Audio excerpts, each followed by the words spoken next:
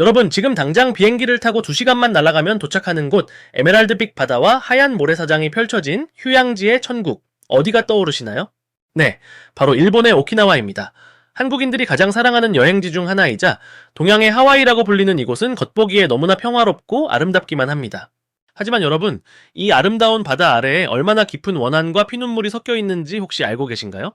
사실 오키나와 사람들에게 일본 본토, 즉 야마토는 결코 다정한 이웃이 아닙니다. 오히려 자신들의 고열을 짜내고 목숨을 제물로 바치게 만든 잔인한 가해자에 가깝죠. 오키나와 현지인들에게 당신은 일본인입니까? 라고 물으면 의외로 많은 이들이 나는 류큐인입니다 라고 대답합니다. 이 짧은 한마디에 담긴 천년의 증오와 슬픔, 그리고 지금까지도 이어지고 있는 희생양의 역사, 오늘은 우리가 미처 몰랐던, 아니 어쩌면 일본이 필사적으로 숨기고 싶어하는 오키나와의 비극적인 진실을 파헤쳐 보겠습니다. 자, 시간을 거슬러 올라가 봅시다. 원래 오키나와는 일본이 아니었습니다. 류큐국이라는 엄연한 독립국가였죠. 조선 명나라와 교류하며 바다를 지배하던 해상무역의 중심지였습니다. 류큐 사람들은 평화를 사랑했고 수레지방이라 불릴 만큼 예의를 중시하는 민족이었어요. 그런데 이 평화로운 섬에 불행의 그림자가 드리운 건 1009년이었습니다. 일본 규슈 남부의 사스마번이 총칼을 앞세워 침략해온 것이죠. 이때부터 류큐의 비극이 시작됩니다.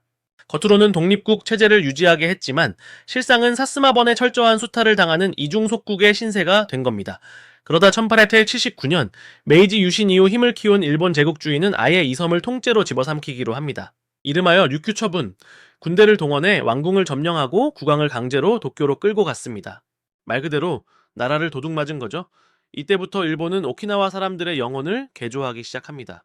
일본어를 강요하고 류큐의 고유한 언어와 문화를 미개한 것으로 치부하며 말살하려 들었죠.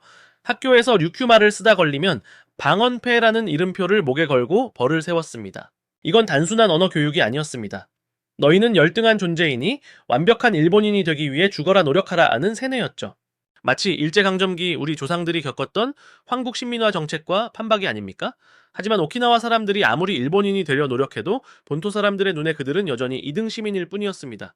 그리고 이 차별의 시선은 훗날 인류 역사상 가장 잔혹한 비극 중 하나인 오키나와 전투에서 그 정점을 찍게 됩니다. 1945년 제2차 세계대전의 끝자락, 패망의 길로 접어든 일본 군부는 미친 결정을 내립니다. 본토를 지키기 위해 오키나와를 고기 방패로 쓴다. 이른바 겨로작전입니다. 일본 대본령의 계산은 간단했습니다. 오키나와에서 미군을 최대한 오래 붙잡아 두어 시간을 벌고 그 사이 본토 방어 준비를 하겠다라는 거였죠. 즉, 오키나와 섬 전체와 그 안의 주민들을 일본 본토를 위한 일회용 소모품으로 본 겁니다. 정말 어처구니가 없지 않나요? 자기 나라 국민이라면서 그들을 지켜주기는커녕 총알바디로 내던진 겁니다. 전투가 시작되자 오키나와는 그야말로 지옥으로 변했습니다. 철의 폭풍이라 불릴 만큼 엄청난 양의 포탄이 쏟아졌고 섬의 지형이 바뀔 정도였습니다. 그런데 여기서 진짜 끔찍한 일은 미군의 공격보다 같은 편이라고 믿었던 일본군의 행동이었습니다. 일본군은 주민들이 피신해 있는 동굴에 들어와 그들을 쫓아내고 자신들이 차지했습니다. 식량을 빼앗는 건 예사였고 우는 아이가 있으면 미군에게 들킨다며 부모의 손으로 아이의 숨통을 끊게 했습니다. 심지어 미군에게 잡혀서 치욕을 당하느니 명예롭게 자결하라며 수류탄을 나눠줬습니다. 이게 바로 그 유명한 집단 자결의 진실입니다. 가족끼리 서로 목을 조르고 낫으로 내리치고 수류탄을 터뜨려 함께 죽어가는 아비규환. 이건 자결이 아닙니다. 일본 국가에 의한 강요된 집단 학살이었죠. 오키나와 전투에서 희생된 민간인 수만 약 12만 명. 당시 오키나와 인구의 4분의 1이 사라졌습니다. 일본군이 지킨 건 오키나와 주민이 아니라 오직 자신들의 천황체제뿐이었던 겁니다. 전쟁이 끝나면 평화가 올 줄 알았죠? 하지만 오키나와에게는 또 다른 시련이 기다리고 있었습니다. 1951년 샌프란시스코 강화조약이 체결될 때 일본은 자신들의 독립을 대가로 오키나와를 미군에게 팔아넘기다시피 합니다. 쇼와 천황 히로히토가 직접 미군 측에 오키나와를 장기간 점령해달라는 메시지를 보냈다는 사실이 나중에 밝혀져 충격을 주기도 했죠. 본토 사람들은 전쟁의 폐허에서 벗어나 경제성장을 구가할 때 오키나와는 27년 동안 미국의 군정치에서 기지의 섬으로 살아야 했습니다. 미군들은 오키나와 사람들의 땅을 불도저와 총칼로 밀어붙여 빼앗고 거대한 기지를 세웠습니다. 사고가 나도 범죄가 일어나도 제대로 처벌조차 못하는 굴욕의 세월이 흐른 거죠. 1972년 마침내 오키나와가 일본으로 반환되었을 때 주민들은 만세를 부르며 환호했습니다. 이제는 차별 없는 일본의 당당한 일원이 될 수 있을 거라 믿었기 때문이죠. 하지만 현실은 냉혹했습니다. 일본 전체 국토 면적의 고작 0.6%밖에 안 되는 이 작은 섬에 일본 내 미군 기지에 무려 70% 이상이 몰려있게 된 겁니다. 여러분, 이게 상식적으로 말이 된다라고 생각하시나요? 본토 사람들은 미군 기지는 안보를 위해 필요하다고 입을 모아 말하면서도 그럼 너희 동네에 지어라 라고 하면 펄쩍 뜁니다. 결국 안보의 혜택은 본토가 누리고 기지의 소음과 위험은 오키나와가 독박을 쓰는 구조가 정착된 겁니다. 이런 상황에서 최근 벌어지고 있는 해노코 신기지 건설 강행 사건은 오키나와 사람들의 분노에 기름을 부었습니다. 주민들의 압도적인 반대 여론에도 불구하고 일본 정부는 이미 결정된 사안이라며 바다를 매립하고 기지 건설을 밀어붙이고 있습니다. 오키나와 사람들은 묻습니다. 우리는 진정으로 일본 국민이 맞느냐? 왜 항상 희생은 우리의 몫이어야 하느냐? 그들이 느끼는 감정은 단순히 기지가 싫다는 수준을 넘어섰습니다. 그것은 1909년부터 시작되어 전쟁을 거쳐 지금까지 이어지고 있는 일본이라는 국가 시스템에 의한 구조적 차별에 대한 깊은 환멸입니다. 여러분, 오키나와의 전통 민요 중에 단주 카리우시라는 노래가 있습니다.